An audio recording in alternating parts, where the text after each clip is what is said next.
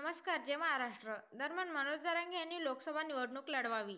ते जालन्यातून लोकसभा निवडणूक लढवणार असतील तर त्यांना आमचा पाठिंबा असेल, असे वंचितचे राष्ट्रीय अध्यक्ष प्रकाश आंबेडकर म्हणाले.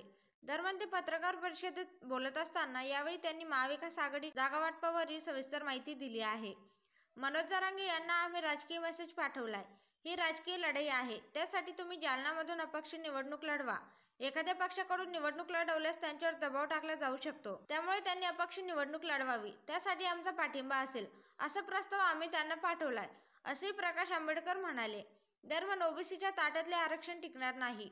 ओबीसी आरक्षणाचं ताट वेगळं असलं पाहिजे. शिंदे आयोगाचं विशेष अधिवेशन बोलावलं आहे. लोकसभेच्या आधी एक अधिवेशन घ्यावं लागेल.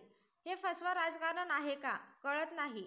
मनोज जरांगे पाटील यांना आम्ही निरोप दिला आहे की त्यांना हा लढा शरीराचा त्याग करून लढण्याचा अर्थ नाही. उपोषणवेळी जागृती करायची होती ती केली. महिन्यात लोकसभेच्या निवडणुकीत त्यांनी कुठल्याही पक्षाचा आधार न घेता स्वतःहून जालन्यात स्वतंत्र लढाई लढली पाहिजे.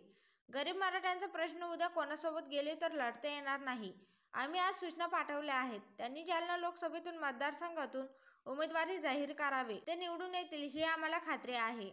दरम्यान मनोज जरांगे पुन्हा आंदोलनाला बसले आहेत. त्यांच्या दोन प्रमुख मागण्या आहेत. सरकारने त्यांना अधिवेशनात मागण्या मान्य करण्याचे आश्वासन दिले. लवकरच लोकसभा निवडणुका होणार आहेत. त्याआधी आचारसंहिता लागू होईल. त्यामुळे लवकरच याबाबतचा निर्णय घ्यावा लागणार आहे. राज्य सरकारला अधिवेशन घ्यावं लागेल, असेही यावेळी प्रकाश आंबेडकर म्हणाले. दरम्यान 40 जागांचं आमचं सेटलमेंट झालं आहे. आमची शेवटची बैठक झाली. त्यामध्ये इतर पक्षांचा मसुदा आला असेल तर पुढील बैठकीत जागावाटपावर फायनल चर्चा होतील. कोणाला कुठल्या जागा हव्यात ते एका कागदावर लिहून आणि कोणाचे काय मागण्या आहेत ते सोडू. जो निर्णय सुटणार नाही त्याचे सगळे बसून निर्णय घेऊयात. दोन्ही गोष्टींवर आता काय चर्चा होते, असे प्रकाश आंबेडकर यांनी सांगितलं. दरम्यान नरेंद्र मोदी रिंगमास्टर आहे. मोदींना ज्यांना नाचवायचं ते नाचवतील. जे तयार होणार नाहीत ते भाजपमध्ये जातील, असे मी आधीच सांगितलं होतं, असे यावेळी प्रकाश आंबेडकर म्हणाले. राजकारणाचा स्तर खालावला आहे. टीका अति खालच्या पातळीवर होत आहेत. सत्ताधाऱ्यांची अवस्था गढूळ पाण्यासारखी झाली आहे.